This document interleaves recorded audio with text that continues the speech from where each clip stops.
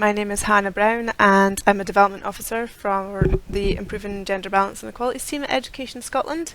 Today's session we are going to be looking at the gender imbalance that we see in particular subject areas and learner pathways. In this case we're going to be focusing more on computing science and digital learner pathways, but we're going to be thinking about the underlying issues that contribute to this gender imbalance around gender stereotypes and around our own unconscious bias, and thinking about what measures we can put in place to try and mitigate this. Today's session is going to be really focused quite heavily on theory, but you will be given some resources and encouraged to go away and think about how this relates to your own practice and relates to the set and environment that you work in.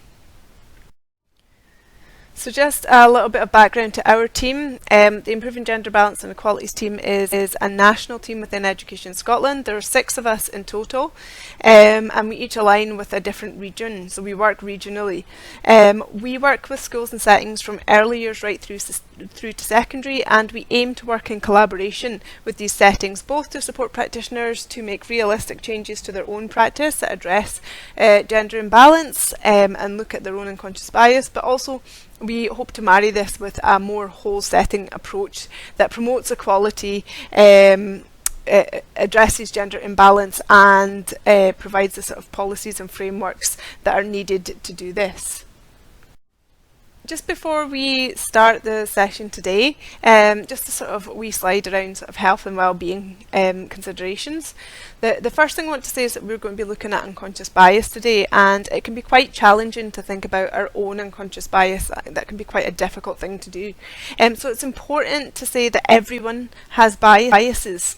We all have biases that have been shaped by our own experiences, and this is a safe space to reflect on those biases and to explore them and to talk about them. So we want this space to be somewhere that is free from judgment, but also that feels like a comfortable space to have this discussion.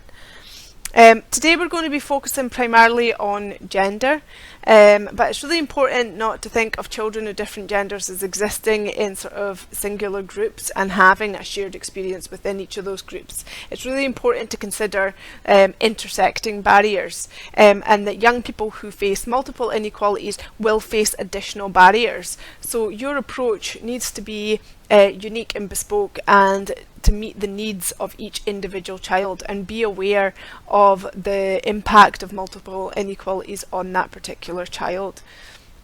When we're talking about gender today, we will often be using binary examples, but gender itself is not binary, it exists on a spectrum.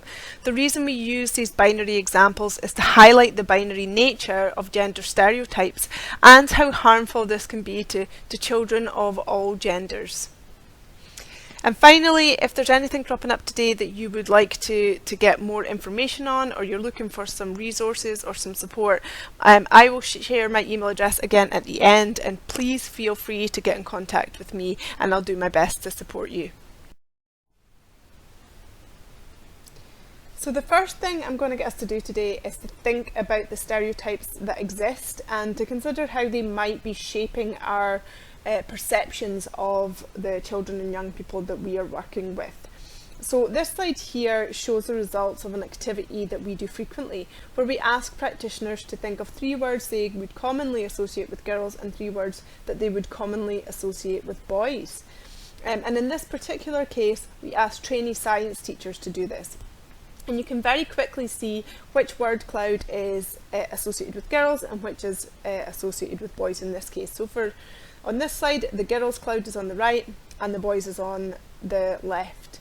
And you can see some clear patterns emerging here. So the words for the girls tend to be more around being organised, being creative, being conscientious, more words around appearance, more emotive words, and more words around being compliant.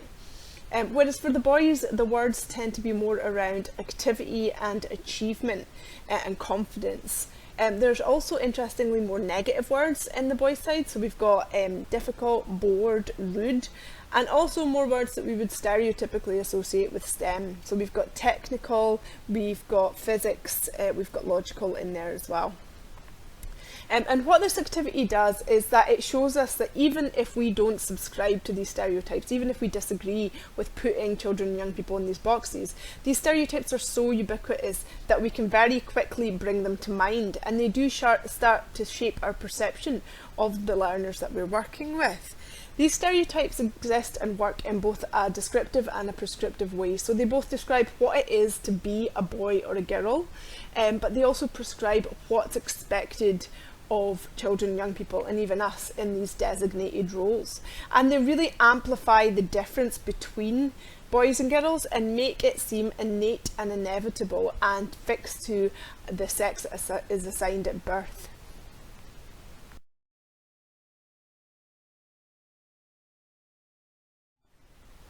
But overall, the differences between boys and girls should not be of major concern to educators. There's actually more variance within groups of boys and within groups of girls. It's just that we are socialised and attuned to seeing the differences between the groups and to categorise by gender. So that difference seems more apparent than it actually is. And evidence strongly suggests that gender gaps in academic performance are not determined by innate differences in ability. In fact, where we do see any gender gaps in academic performance, they're more to do with the stereotype itself and the impact that this stereotype is going to have on a child or young person's self-efficacy and confidence. This in turn may impact their performance in that particular subject area. So to summarise, a gender stereotype is a widely held belief or generalisation about the behaviours, characteristics and roles performed by women and men. It reduces a person's personality to their perceived gender identity and the societal expectations around how that gender identity should be expressed. And it's important to note that gender stereotypes often overlap and are conflated with stereotypes about other characteristics of a person. So, for example, there is often a conflation between gender identity, gender expression, and someone's sexual orientation. And we often make assumptions about a person's sexual orientation based on how they express their gender. But it's really important that when we're talking about this with children and young people, that we convey that these are distinct characteristics and that they can exist separately and they don't necessarily have to be an indication of one another. This is a really good resource that does this. It's called the Gender Unicorn, and you can find it on the website on the slide there. It's free to download and use with children and young people. So I want us now to think about where gender stereotypes come from and when they start to have an impact on children and young people. So we know that from birth we start to categorise children by gender. So a baby girl is born, she's given a pink hat. A baby boy is born, he's given a blue hat. And we continue to code gender in that way from the very beginning of a child's life. These two cards here are cards that you might get for someone who's just had a baby. So we've got it's a girl and it's a boy, and it's important to note that it's really difficult to get a gender neutral card for someone that's had a baby. However, we've got these cards here to try and show the differences between sort of merchandise for girls and merchandise for boys. So I'm just going to give you a wee minute, and you might want to pause the video here to look at the two cards and notice what are the sort of key differences between the cards. Some of the things you might have noticed are on the girls card it's pink, and on the boys card there's more blue and more primary colours. There are flowers on the girls card and butterflies, whereas on the boys there are stars and birds and maybe some sort of masculine dead leaves. On the girls card it is more of a sort of spring scene, and the boys card is more of an autumn scene. And then you can see that the way the baby is being held and interacted with in each of the cards is different as well. So on the girls card the baby girl is being held, and on the boys card the baby boy is being thrown in the air. And we know that we do interact differently with boys and girls from birth, so we are more likely to be more nurturing and caring and use more long and complex sentences with baby girls, whereas with baby boys we're more likely to engage in that rough and tumble play and develop those problem solving skills as well. And from birth, parents do often have gendered ideas about their babies' and children's abilities. So mothers of 11-month-old infants overestimate baby boys' crawling abilities and underestimate girls. And I think the reverse is true as well. We tend to overestimate girls' speaking ability and underestimate baby boys. And these gender stereotypes and gendered expectations are reinforced when a child starts their educational journey. So some research was done in an early years centre, and they found that boys and girls were being complimented and praised for different things. So girls were more likely to be praised for their clothing, hairstyles, neatness and helping behaviour, but in contrast, boys were praised for their strength, physical skill, size and academic accomplishments. Now, there's nothing wrong with praising children or complimenting them on things that do adhere to these gender stereotypes. However, it's really important that that's embedded within compliments about wider things for behaviours that don't necessarily comply with these gender stereotypes as well. The problem arises is when we're only praising boys for strength, physical skill, size and academic accomplishments, and then reprimanding them when they show more stereotypically feminine behaviours or traits. And the same for the girls as well. When we're only complimenting them for the way they look and for being compliant and not praising them for their strength and bravery and academic accomplishments, then that is when we're reinforcing those stereotypes. And the same research found that at home these stereotypes were reinforced again. So boys more likely to be told stories of autonomy and achievement at home, and girls more likely to be told stories of relationships or support. And whilst it's really important to take responsibility for challenging gender stereotypes in a school or earlier setting and at home and in families and communities, it's also important to recognise that these stereotypes are ubiquitous and are reinforced in other places, such as the media. So this slide here shows some of the messages that children were getting from adverts in the run-up to Christmas 2015, and it was shown when they were most likely to be watching TV. And this particular exercise was done by the organisation Let Toys Be Toys. So you can see again there's clear differences in the toys, in the language that was used in the adverts to market these toys for girls and the language that was used to market the toys for boys, and it mirrors the gender stereotypes that we spoke about at the start of the session. So for the girls, it tends to be far more focused around, again, creativity, more words to do with appearance and being beautiful, more sort of whimsical words and words to do with like magic and being sparkly and all that kind of thing. Whereas for the boys, the words tend to be more around, again, adventure, exploration, developing those sort of problem-solving skills as well. There was more toys that featured opportunities to do that. And also, worryingly, there's far more sort of aggressive words in here. So we've got shooting and fight and weapons, for example, as well. So if children see children of different genders being allocated different toys in these adverts, this can affect what they think they should like and do. And this is going to relate to their confidence and their self-efficacy. If a child has spent time playing with problem-solving toys when they're at school and faced with problem-solving tasks, they'll be more likely to feel confident to approach these things. Same with children who've spent their childhood playing and being nurturing and creative. If a child isn't exposed to these particular things because of their gender, then they're less likely to feel confident in those areas. And then when we start to look at the career aspirations of children of different genders, very quickly gendered patterns start to emerge and shape their expectations and the aspirations that they have for themselves. So this exercise here we did with S1 young people, but we've done it with primary age children and the results tend to be very similar. We ask children to think of jobs that they would associate with boys and jobs that they would associate with girls. And what you can see very quickly, this was the results from the girls in the class. The jobs that they thought of for boys tend to be sort of more high paid positions, more promoted positions, and there's far more variety there in the different types of jobs that they think boys can aspire to. Whereas the jobs that they thought of as being for themselves are quite limited and tend to be around hair and beauty, care sector or service industry. A lot of this will be shaped by the representation that they're exposed to in their own life. So this really highlights the importance of widening that representation, ensuring that we are diverse in the representation that we have in our environment and in the learning environment for children and young people.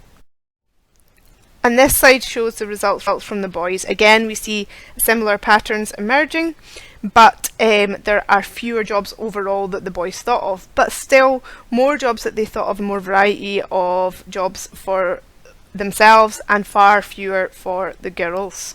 And they follow those same patterns of promoted and high paid positions for boys, more STEM related careers, and for the girls, service industry, hair and beauty and care sector. And these gendered aspirations and limitations start to have a direct impact on young people's choices when we move down the line. So this graph here shows the gender balance and the uptake of STEM hires over the past 30 years and the percentage of entries that are male. So you can see that for 30 years, design and manufacturing, computing and physics have been dominated more or less by boys. Human biology and biology have far more girls and tend to attract more girls, whereas on the surface, maths and chemistry look quite balanced. But if we start to unpick the reasons why young people choose maths and chemistry, there tend to be some gender differences there as well. Girls are more likely to choose maths and chemistry as a means to an end because they want to go on and study medicine or veterinary science or nursing, whereas boys are more likely to choose it because they want to do something directly related to maths and chemistry. What this graph shows to me is that there has been no differences in the gender balance and uptake of STEM hires, or very little differences, over 30 years, despite numerous interventions to get more girls into STEM. So what we need, therefore, is not just one-off events to encourage girls into STEM subjects that showcase role models, but rather a more sustainable input that challenges the underlying issues that contribute to this gender imbalance and starts to remove the barriers for girls in particular entering STEM careers and studying STEM subjects. And this will involve a bit of work around building confidence and self-efficacy and belonging in those subject areas and learner pathways too. And this here shows the subjects in the most recent data from SQA chosen by boys, and also reveals that the performance of girls in these subjects tends to be higher even though they're outnumbered. This tells us that it's not that girls are innately less capable, but that the subjects they choose are influenced by gendered expectations, which in turn impacts self-efficacy and a willingness to engage in that subject. We can link this back to the toys and activities that children may self-select into and play with. These toys shape the skills they have the opportunity to develop, and can often be limited to gendered roles and expectations. This then reinforces the belief that children have an innate set of abilities and interests. Due to the lack of opportunity to develop some of the skills out with these gender roles, children may lack self-efficacy in these areas. For example, we know that girls have lower self-efficacy when it comes to STEM subjects. Girls also tend to be more risk-averse in situations where they feel less confident, have lacked previous opportunities to try and learn from mistakes without serious consequence. So for example, failing an exam, and also in situations where they are outnumbered. This may be the case in subjects like computing science, where we see a low number of girls. However, there are strategies that can be employed to increase the self-efficacy in these spaces. So for example, providing low-risk situations where young people can experiment, try and fail at new techniques, and explore new learning. Or in one example from our pilot, putting all the girls in one class to increase confidence. We do not recommend, however, segregating by gender, as this can have the opposite desired effect. Girls-only spaces for STEM subjects can make girls feel as though they need extra support, can build resentment amongst boys, and is exclusionary to non-binary children and young people. And just for interest, these are the top 10 subjects chosen by girls. You can see that STEM subjects do not feature highly on this list. And just following on from this graph here shows the career plans of young people aged between S1 and S6. And you can see again, this is just reflecting the same gendered patterns that we saw earlier, and mirrors the gendered patterns that we saw in the activity that we did with the S1 young people. So you can see that the girls who are the sort of teal coloured, represented by the teal coloured lines, they tend to want to go more into care sector, service industry, hair and beauty and teaching. Whereas the boys, they want to go into sort of construction and building, computing, engineering, sports, so far more STEM based subjects as well, and far more high paid positions. And what I always think about when I show this graph is, whilst it's really important to encourage more girls to go into these high paid STEM careers, what are we also doing to show the value of these more female dominated sectors for boys? And part of that is a bit of sort of societal work around addressing the gender pay gap and ensuring that jobs and roles within those sectors are paid fairly. But there is a bit of work that can be done from a young age with children and young people, where we show the value of the traits and skills associated with those particular sectors, and we challenge the gender policing that happens between groups of boys that punishes them for displaying those particular traits, or traits that are perceived to be feminine. And when we're talking about the lack of women that are going into STEM careers and learner pathways, it's important to recognise that representation in science and STEM careers is not just overwhelmingly of men, but of white men. Science, therefore, is often equated with whiteness, maleness and cleverness, and therefore careers in science seem to be unattainable for many young people. This is even more salient when the young person faces multiple barriers or multiple forms of inequality. How do we responsibly and sustainably increase representation in these fields? So that is not using role models in tokenistic and one-off ways, not using exceptional role models, but instead perhaps sharing multiple experiences of people entering the field and using case studies. So I want us now to think about unconscious bias and our own unconscious bias. And in a minute I'm going to read out a story. I'm only going to read it out one time, and then I'm going to test your memory on the story. So there will be questions which you can access using the QR code on one of the slides, or I will pop up a slide with the questions written on them and you can just jot them down. You might want to pause the video whilst you do this. Okay, so a builder leaning out of the van shouts "nice legs" to a nurse passing by. The same nurse arrives at work and casually mentions this to a senior doctor. The doctor said, "I'd never say that. The doctor has 2 grown-up children who are 28 and 30.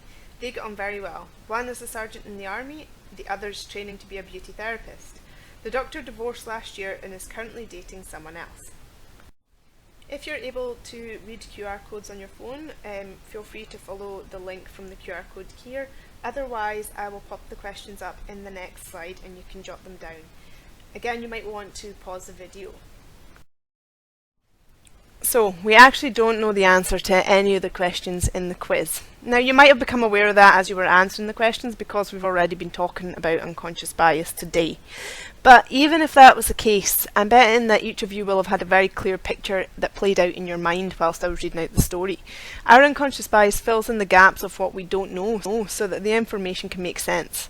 Quite often the picture will resemble the stereotypes that we have been exposed to in our lives, as our unconscious bias might utilise experiences and things that we've seen in the media and assumptions to help build that picture.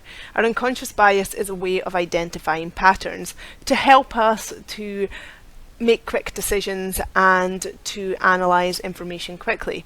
So for me, I've read that story a number of times, and every time I have the exact same image in my head. So the builder is a white middle-aged man wearing a vest, driving a white van. The nurse is wearing a sort of traditional nurse's uniform, which is a sort of blue dress. She's able-bodied, she's white, and I even have a location in my head in which this particular scene takes place. So there's nothing innately wrong with our unconscious bias, and it actually helps us every day. It helps sports players make quick decisions, for example, but the danger comes when we let our unconscious bias make the sole decisions that we make about people and situations. We need to ensure that we are aware of unconscious bias so that we can use logic when we're making these decisions and reflect on situations where our unconscious bias might be coming into play. And there's a picture of a duck here because our unconscious bias actually helps to keep us safe.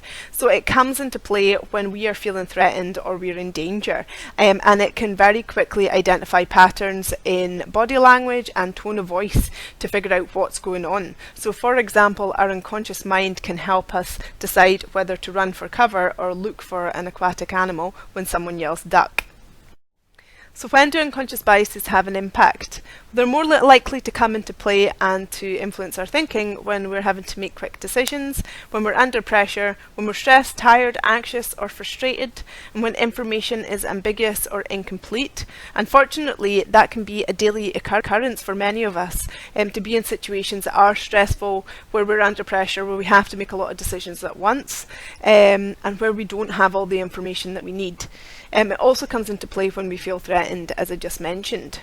So it's very difficult to mitigate it in these situations, but it's about ensuring that we recognise when these situations are occurring and allowing ourselves enough time to reflect on our unconscious bias.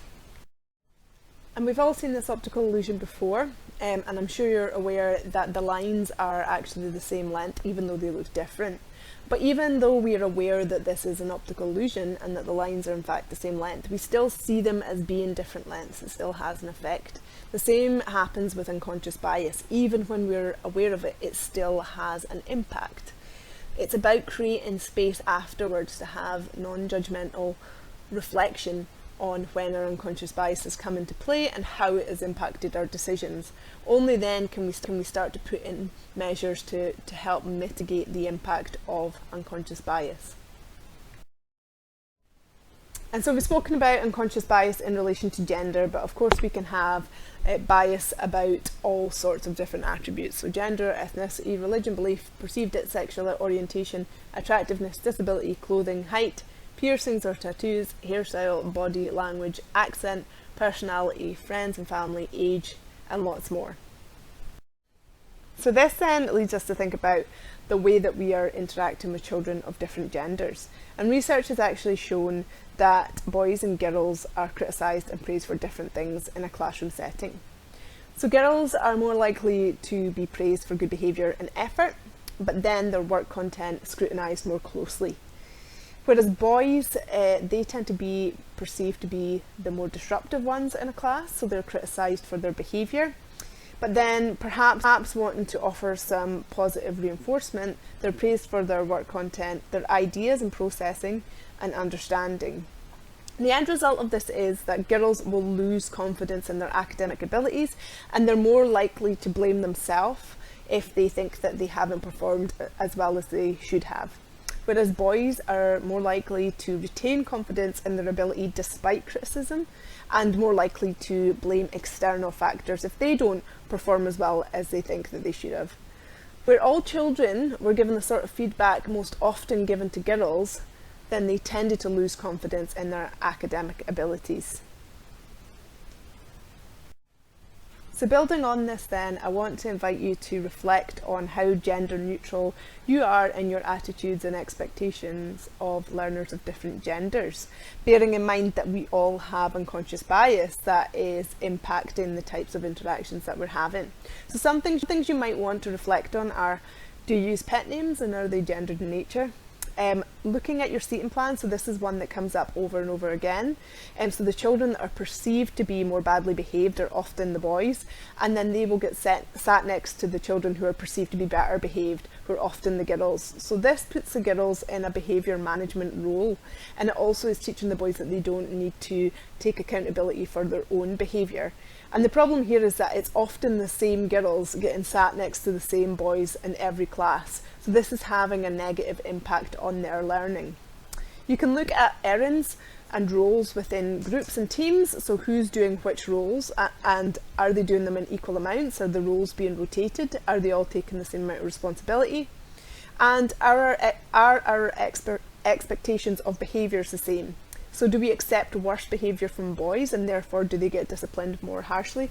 Or perhaps because we accept or expect better behaviour from girls, they get disciplined more harshly when they don't live up to this particular stereotype. So having considered all the slides I've just shown you, I'd like you to take this question away with you and reflect on it a wee bit. How has unconscious bias and gendered expectations perhaps impacted engagement with computing science amongst the learners in your setting? Do you see any gendered patterns there? This is something that you can reflect on your own, or I invite you to have discussion with your colleagues as well and see if they've noticed any gendered patterns or if they're aware of any particular barriers for children and young people of different genders or of different backgrounds. So just to kind of round things up now, I want us to think about the more long-term impact of the gender imbalance that we're seeing in computing science. So we know that girls are outnumbered by boys in computing science, and that this then feeds into related learner pathways. And in 2016, less than a quarter of higher education graduates from computing science were women and girls. And on average, over 84% of students studying computing science, higher computing science, are male in any given year. It's also important to recognise the racial barriers there too. White females are more likely than girls from any other ethnic minority group to be offered a place on a technology-related course. So I just want to remind you to consider how the barriers for children who are facing multiple inequalities might intersect. And just to place everything that we've talked about within the current context and the impact of the lockdown and the pandemic on children and young people, we already know that there is a gender gap in computing science, where girls are less likely to see it as a viable subject choice for them, less likely to pursue related learner pathways, and may feel less able to participate in the subject, possibly due to lower self-efficacy as a result of gendered socialisation, combined with a lack of opportunities and the low-level persistent narrative that computing science is not for them. Furthermore, much of girls' experience of digital spaces may be tainted with an air of negativity and fear, where girls receive additional messages about staying safe online and victim-blaming rhetoric around putting themselves at risk due to their engagement with online spaces. In the current context, this may be exacerbated, and the digital gender gap is widening due to the following factors. School closures and social distancing and containment strategies will impact girls and boys differently, especially adolescent girls who, due to gender roles, may be expected to take on care duties, limiting their access to remote learning programmes. Remote learning might result in a narrowed curriculum for some young people, so for example, gender stereotypes might be unintentionally reinforced and might influence the types of activities that individuals are directed towards. Additionally, we know that under normal circumstances, boys are more likely than girls to spend time on computers and the internet, and that girls and boys use computers differently in their leisure time. It is possible that this will affect how readily some children and young people are accessing and navigating online learning. Gender imbalances in self-efficacy and confidence are likely to have resulted in complex gendering around accessing and progressing with remote learning. These barriers related to gender will likely intersect with others. So for example, families living in poverty may not have a device or a broadband connection, and learners with additional support needs may have disproportionate difficulty in accessing online learning materials. Conversely, children and young people will be engaging with technology more than ever before and using this technology across the curriculum. So moving forward, how can we take this positive impact and use it to address the lack of self-efficacy for particular learners in this subject area? So moving forward, it might be worth considering what barriers exist for which children and young people in your setting, and what can sustainably put in place to try and remove these barriers. So just to reiterate, this isn't about one-off interventions or girls into STEM events. It's about taking long-term measures and making realistic changes to your own practice. So I've included here a couple of screenshots from our case study booklet. And these just showcase a couple of examples of things that other schools and settings have tried to address the barriers for particular learners. So this example here, the setting discovered that it was the same group of people that volunteered to be involved in STEM challenges, and so what they did instead was they widened the STEM challenge to include the whole of S2, and then after all of S2 had had the opportunity to engage in the challenge, at that point then they asked for volunteers, and this helped to address the imbalance and the lower self-efficacy and bias that children and young people maybe had about their own abilities when it came to STEM. And in this example, one setting recognised that there were low numbers of girls in their S4 physics sets, and usually the girls would be split into 3 classes, meaning that there would sometimes only be a couple of girls in each class. To counter this, it decided to put all the girls together in one class, and whilst the class was still mixed gender, the girls found they had more confidence to engage when they could all sit together in a group. So those case studies were just a couple of examples of things that settings have tried. The entire booklet can be downloaded from our National Improvement Hub page. In terms of what we can do, there is no one-size-fits-all method of how we combat this. It will depend on your personality as a practitioner and your relationship with your learners and your settings and the barriers that they're facing. So it is worth mapping out the barriers that you're seeing amongst different children and young people. This slide here includes some things to be aware of, things that we've covered today. So considering pupils' own self-efficacy and which pupils have lower self-efficacy in different situations and subject areas, pupils' expectations of themselves and others, our own expectations in terms of our unconscious bias around gender and other protected characteristics, our lack of diverse role models or inclusion of negative role models in children and young people's lives, unnecessarily highlighting gender in our practice, and we often do this unknowingly, sexist language within our setting and how we challenge this, the types of feedback that we give. So we just spoke about what children and young people might be criticised and praised for in a classroom setting, and how we talk about tasks to try and promote that growth mindset. And some practical solutions might be thinking about how we can embed problem-solving activities within play-based learning, reflective learner diaries and logs, constant reflection on your own practice, inclusion of a diverse range of role models, and ensuring that we're doing that responsibly. So not using one-off role models, not using role models that are exceptional because children and young people can't relate to this. Ensuring that we are using gender neutral wording as much as possible, questioning and challenging sexist language when it crops up, ensuring that our feedback is task specific and talking about the processes and skills involved. And finally, here are some links to resources and research that can support your thinking and some of the practical measures you might be looking to take around addressing gender stereotypes and unconscious bias in your setting. And finally, thank you so much for listening to the webinar today. My email address is here, so if you're looking for any particular resources or research that I haven't listed on the slide before, please get in contact. Also, if you're looking to do some work around this in your school or setting and you want some support, please get in contact with myself as well, and I will put you in touch with the relevant officer. Thank you so much.